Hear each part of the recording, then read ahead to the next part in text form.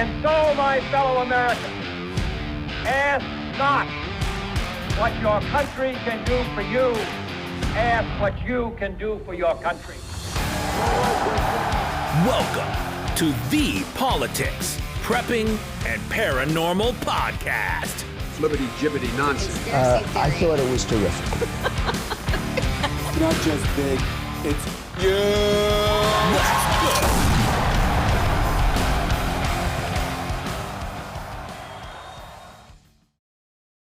Welcome, and thanks for listening to the Politics, Prepping, and Paranormal Podcast. My name is Jeff Moore, and I'm your host.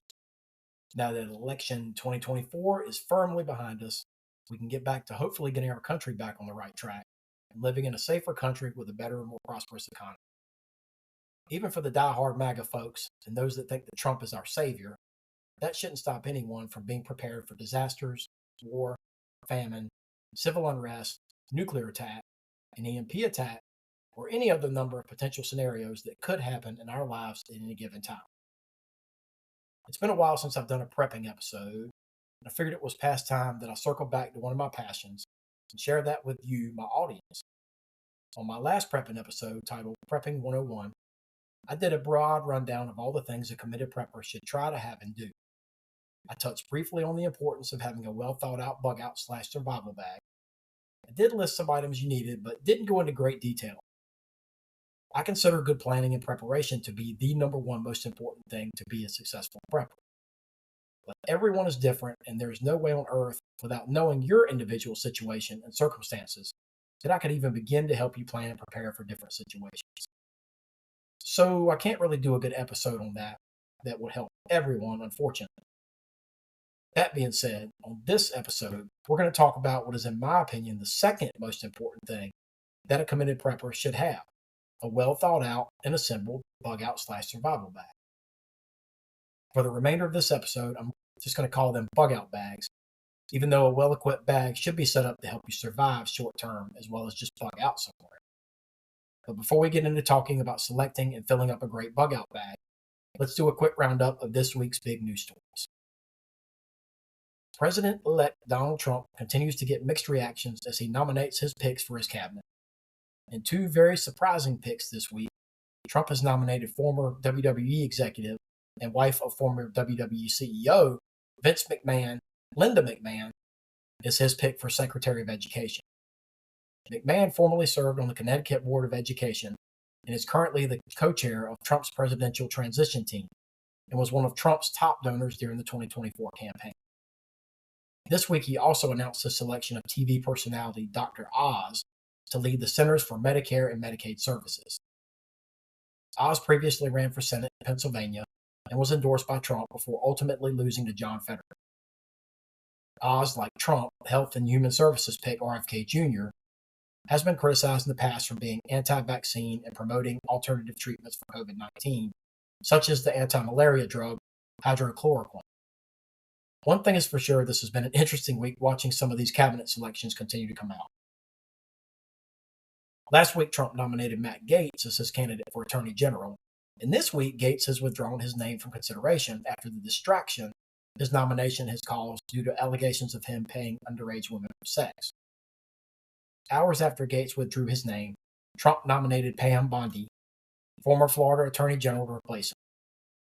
Trump said in a statement that Pam was a prosecutor for nearly 20 years, where she was very tough on violent criminals and made the streets safer for Florida families, and that she worked to stop the trafficking of deadly drugs and reduce the tragedy of fentanyl overdose deaths, which have destroyed many families across our country.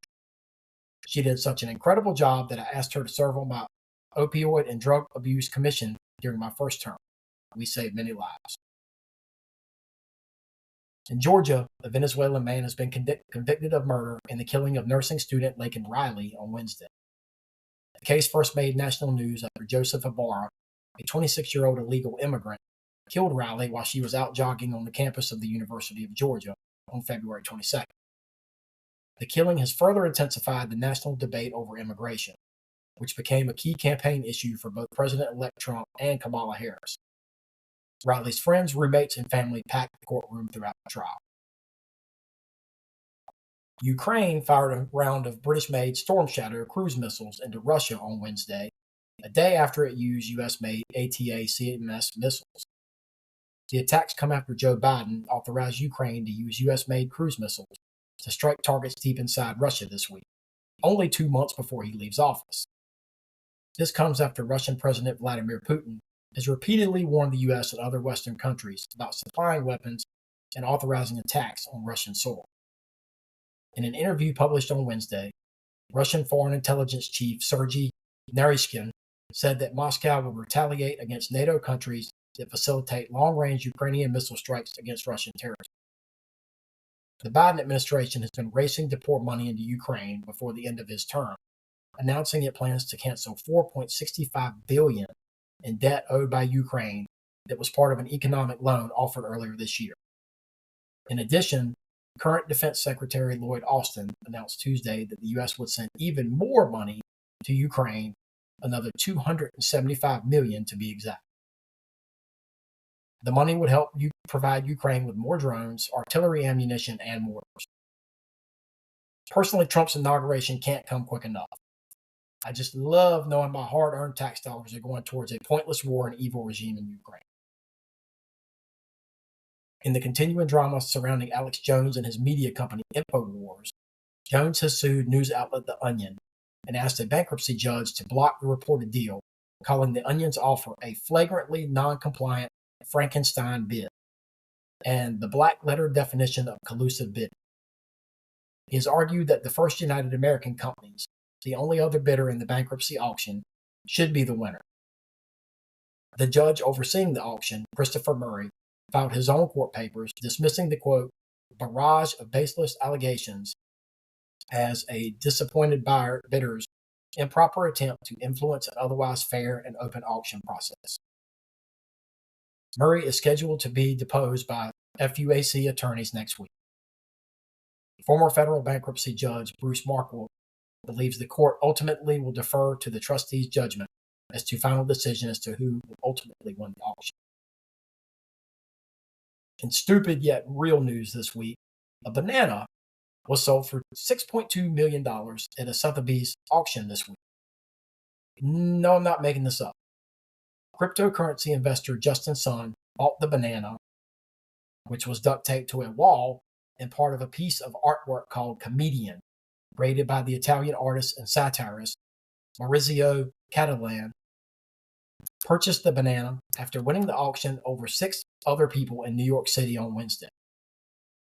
Sun, the founder of the cryptocurrency platform Tron, said he plans to personally eat the banana as part of this unique artistic experience, honoring its place in both art history and popular culture. Although Sun plans to eat the banana, his purchase entitles him to a certificate of authenticity that gives him the authority to duct tape a banana to a wall and call it the Comedian. There you have it, people. It's official. We have reached this level in our society. If that doesn't disgust you with where we are in our society, I don't know what will. All right, that's what's happening in our country and around the world this week. As I said at the beginning of the show, I consider having a well thought out and set up bug out bag. And really, I should say bags, because it is equally important that every member of your family that is old enough to understand what a bug out bag is should have and carry one. It is, in my opinion, the second most important thing a prepper should have and do. The most important thing is planning. You have a very small chance of truly surviving without proper planning and preparation. Okay, so you would think that the first thing that we would talk about is selecting a bag, right? Wrong. Some survival experts may say otherwise, but I personally think it is most important to first identify your preps and supplies. That way you can properly select the bag that has enough compartments and storage to hold them all. So where do we begin? Well, let's begin with Jeff's number one pillar of prepping, planning. Selecting the items you will need for your bag may vary based on where you live, although I think it is more the exception than the rule. Even if you are the most well-financed, well-equipped prepper and you are planning on sheltering in place, I still think it's important that you always have a plan B and have bags packed and ready in the event or circumstance that you do have to bug out or evacuate. So that begins with understanding everything you have in your bag and how to properly use it when the time comes. If you've never used any items in your bag, read the instructions, watch a YouTube video, or even better, practice using some of your preps. A good idea before you begin assembling your bag is to grab a backpack you already have and load it down, at least as much as you can without collapsing it, with weights. Now head out and see how far you can go before you get worn out. Sounds silly, but what if you ever end up in the situation where you have to bug out? Doing a trial run to test your limits and endurance will give you an idea of how far you can go and how much weight you can carry. That will give an idea of how much and how heavy realistically you can pack back. Take it a step further and have your whole family do a mock bug out, all while carrying their bags. So that being said, in regards to planning and preparation, let's start our list of items for your bag with a map. If you're bugging out, unless you're going a very short distance to your bug out location and have lived in your area your whole life, you need a map to identify roads and alternate routes in the case of damage to roads, gridlock traffic, or even worse, civil unrest that could lead to looters and hostile people on the highway that might wish you harm. Have your route planned out and have alternate routes planned out just in case. Make sure to place your map in a Ziploc bag in the event that your bag gets wet or even worse, gets submerged somehow, so that it will stay dry no matter what. Now let's talk the very most important thing in regards to survival to the human body, water. You need to have at the very least a life straw, but you really should carry a life straw, some water purification tablets, and a collapsible water container for storing water when needed. Next is the second most important thing to the human body in regards to survival, food. People will have varying opinions here on what to keep in your bag. Some people prefer freeze-dried food, some prefer MREs, which for those that don't know are meals ready to eat, and some prefer survival tabs. Companies such as ReadyWise make pre-made survival food kits. There really isn't necessarily a right or wrong in this case, in my opinion, so long as you have an adequate supply to last you at least a few days if need be. Take the expiration date into consideration here, as you may have to replace your supply sooner than later, depending on what you choose. The same principle applies here as to the map too. Make sure that whatever you choose, that either the packaging is waterproof or you place it in a large enough waterproof bag in case your bag gets wet. A compact camp stove and a couple of the small 16-ounce green containers of propane are essential too. Third, let's think about medical needs. Get a high-quality first aid kit and make sure that it has a tourniquet. Do not be cheap here. Spend the money to get an expensive, well-stocked kit. Don't forget gloves, hand sanitizer, a good quality N95 mask, and antibacterial wipes. An emergency survival blanket is a must. Now is the time to think about any specific needs for you or your family. Do you have diabetics in your family? Anyone with bad allergies that might need an EpiPen? Anyone that might have another specific medical condition that might require special medication? Make sure you have it and have enough of it. Next is shelter. I recommend carrying a tarp with pre-cut grommets and some paracord for making a makeshift shelter. If you have room, get a sleeping bag. Just remember weight and space in your bag. Anything more than this can get too bulky. Next up is tactical and defense. A good pistol and extra ammo is a necessity. Practice shooting your gun and know how to use it. I like to carry a combo flashlight taser. A taser is a great thing to carry, not just for defense from other people, but if you're ever in the wilderness, it's an excellent way to deter wildlife, such as wolves or bears, without having to waste your ammo.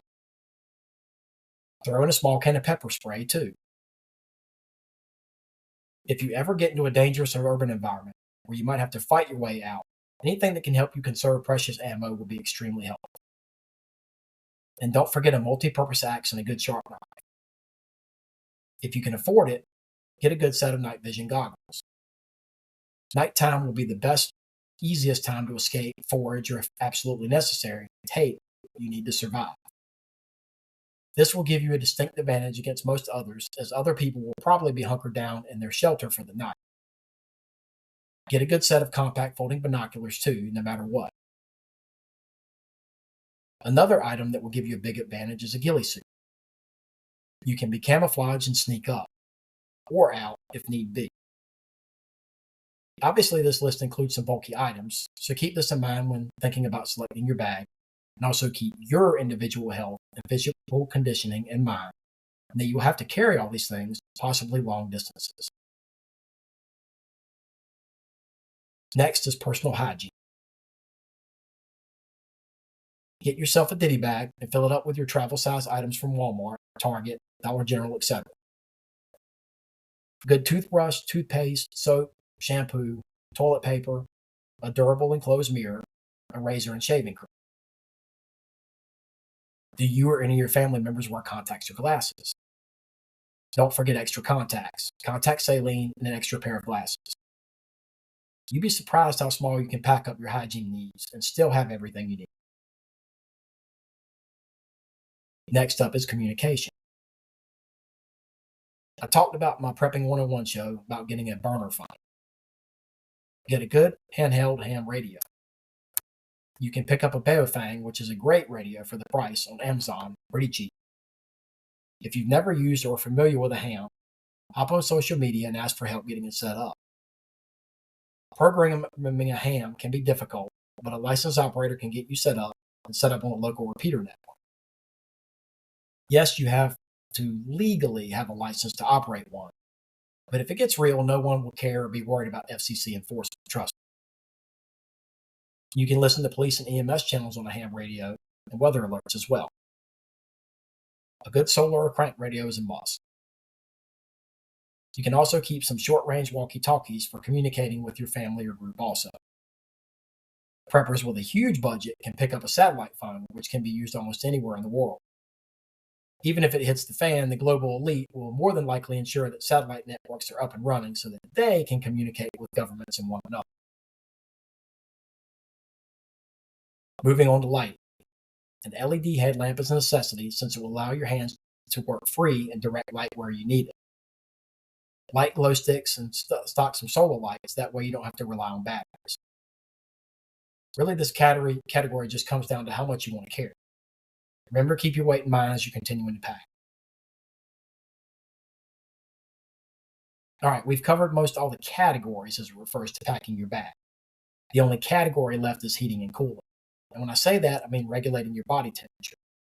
You need to pack some hot hands and a cooling towel that you'll want to help keep you cool in extreme temperatures. This category will vary greatly based on where you live. No matter where you live, you will want an extra set of clothes. Obviously, those in cold environments will need some thermal gear, and those in hot environments will need some moisture-wicking, thin, cooler clothes. Pack is needed for where you live. Okay, I think we've covered all the major categories. Now we reach the part where you start looking again at your expected available space and start thinking about those miscellaneous items that will round out your bag. Here's some of the necessities. Duct tape is essential for repairs and many different purposes. Large, strong, black trash bags can serve a multitude of purposes. A fishing kit can help provide food if stranded in the wilderness for any length of time. A sewing kit for on-the-go repairs. Flares and a flare gun can help responders locate you if need be. Cleaning supplies such as a travel-sized bottle of Dawn and a reusable scrubbing towel are essential for keeping your cooking equipment clean and sanitized. A couple of power packs to help recharge your devices and a small solar panel to recharge your power packs. This can get heavy too, so as we start to near the finish line, think, wait. Extra batteries, a whistle, important documentation such as birth certificates, licenses and IDs, passports, wills, deeds, etc. Gold, silver, credit cards, and a cache of mostly $5 and $1 bills. Obviously, find the most out-of-the-way hidden compartment you can to try to hide any currency or dummy hide it somewhere, something that would appear to be something else, such as a box of matches or something. Earplugs, a rain poncho, any small entertainment items such as playing cards to help you with your mental health, a small plastic fuel siphon for siphoning fuel from other vehicles, if absolutely necessary. All right, I think I've covered the majority of what you might need. A good rule of thumb is to remember that the last 3 days from start to finish. What did you eat? Where did you go? What did you do? Who did you have to take care of? Okay, now imagine all of that without power, running water, food, and any modern conveniences of any kind. Think about that and let it guide you with selecting your preps. Also, hopefully you did the endurance test I talked about in the beginning of the show. Put the two together and boom, you should have your preps ready to pack.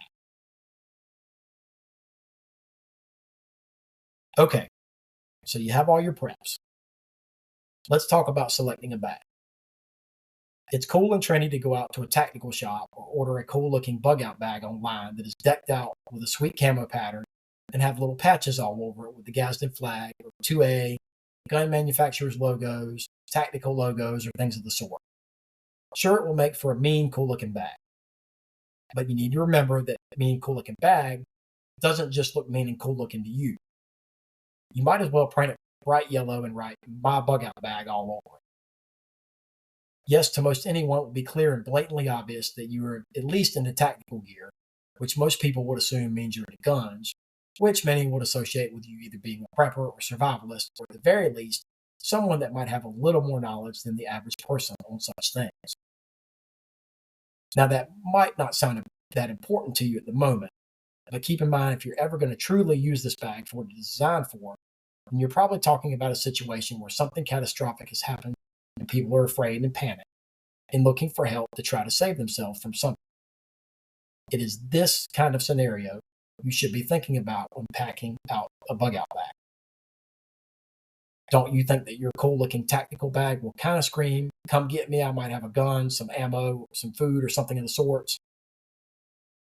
If you answered yes to that question, then wouldn't it make more sense to pick out a bag that is very plain, that wouldn't stand out in any way? It does to me, at least. Yes, in my opinion, you should select a very otherwise normal looking bag that wouldn't look any different than any other bag you might see. I would suggest getting a quality backpack that is dark colored, black or gray or something like that. Before you decide on a pack, go ahead and have all your items you're going to fill it with ready. That way you can ensure that your bag will have enough compartments to store all your preps securely. I don't even recommend using a top quality camping bag such as one from REI, because even that may draw some attention to people and signal that you may be an outdoorsman or woman. Nope, a dark colored quality backpack will do just fine. Before we finish up talking about your bug out bag, here are some parting notes and things to think about. Keep in mind if you have propane tanks, matches, ammo, and anything flammable in it, just about how flammable this stuff can be. You need to be aware of the ambient temperature, hot and cold, but especially hot, wherever you'll be keeping and storing your bag. For example, if you live in Florida and it gets close to 100 degrees outside, think about how hot it gets inside your car. It won't take much for your bag to ignite at extreme temperatures, and not only will you lose your bag and your preps, but you may in turn set your car on fire and potentially put yourself or family into a life-threatening situation. On the flip side of that, think about your food supplies, hygiene supplies, medical supplies, and how extreme cold can affect them. Just things to think about. Your bag will need to be stored at room temperature or close whenever possible. The last thing of note is how you pack your bag. Prioritize what you think you might need to reach or get access to first. Make sure you have a clear, quick path to get your pistol. Having your first aid kit easy to access is also a good idea. Your quality pair of folding binoculars can easily be put into a little pouch on the outside of your bag. On the flip side of that, your money and entertainment items are probably not top priority, and your money needs to be secured and hidden so that these kinds of things should be at the bottom of your bag. Pack smart, pack efficiently, and thorough. One last note. This might sound really stupid to some, but pack a bug out bag for your pets. Think about any needs they may have and have a bug out bag ready for them too. I'm telling you, if it gets real out there, you will thank me when the time comes and have to get out in a hurry. Well, that's it. Hopefully now you have successfully packed a superb, well thought out and equipped bug out bag. Now go try it out and run some mock drills packing and unpacking your bag. Hopefully I've helped you and motivated and inspired you to get serious about having a bug out bag. This episode is the first of many, many more prepping episodes to come. I hope you enjoyed it. Please remember to like and follow the show on social media, Facebook, X, Truth Social, or you can email the show at thepppodcast@yahoo.com. Thanks for listening. Thank you for listening to the Politics, Prepping, and Paranormal Podcast. Your source for real news and analysis on politics, prepping, paranormal, conspiracy theories, and the volatile state of the world we live in. Tune in next week and every week for a new episode. And stay safe, stay healthy, and stay vigilant.